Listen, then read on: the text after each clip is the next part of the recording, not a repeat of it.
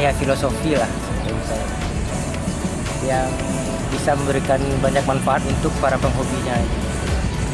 Karena manusia tanpa alam bisa apa gitu kan, salah satunya media kita untuk mencintai alam berupa mainan bonsai lah bang gitu.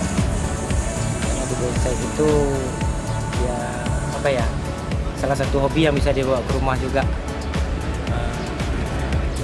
Kemudian tujuan kami untuk mengadakan bonsai, pameran bonsai ini salah satunya ya untuk mengapresiasi penggiat-penggiat bonsai khususnya di daerah kita sendiri ya bang, Kota Padang dan Sumatera Barat ya.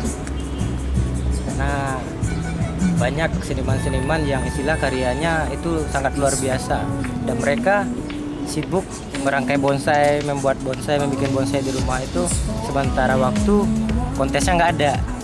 Nah sayang kan, sama kayak orang apalah latihan vokal tiap hari tapi nggak pernah ikut eksibisi itu, ikut pertandingan lomba nyanyi, kan sayang. Nah,